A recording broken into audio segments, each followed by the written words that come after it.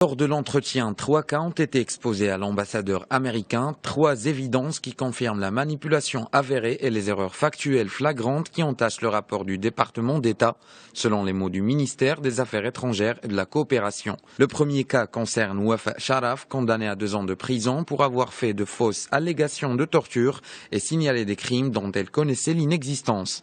Or, l'enquête judiciaire diligentée et les écoutes légales conduites par le parquet dans ce cadre ont permis de confirmer de manière catégorique que l'intéressé a sciemment inventé le scénario de son présumé enlèvement et incité les membres de sa propre famille à faire des déclarations mensongères pour corroborer sa thèse. Le deuxième cas est celui de Oussama Husn. Le rapport du département d'État prétend que le concerné a été condamné à une peine de 3 ans d'emprisonnement pour de fausses allégations de torture et signalé des crimes dont il connaissait l'inexistence.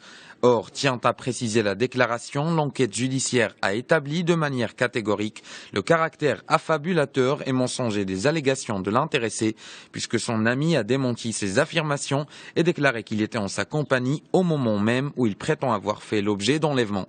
Des enregistrements vidéo disponibles confirment ces faits.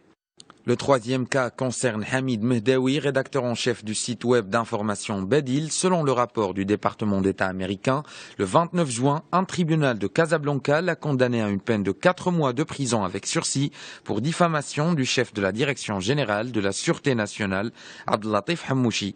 Or, les faits rapportés par le rapport n'ont fait l'objet d'aucune vérification, démontrant ainsi la négligence, voire la mauvaise foi des rédacteurs, car M. Hammouchi n'était pas encore en charge de la DGSN au moment des faits allégués contre lui.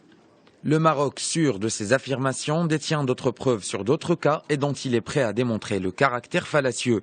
Le Maroc est un État d'institutions, il dispose de structures nationales dont la crédibilité et le sérieux sont largement reconnus. Il s'agit d'institutions de promotion et de protection des droits de l'homme, de régulation et de gouvernance. Ces institutions jalouses de leur attribution sont les premières concernées par l'évolution de la situation des droits de l'homme dans le royaume. Des allégations graves comme celles contenues dans le rapport du département d'État donnent l'impression que ces institutions ne remplissent pas leurs tâches.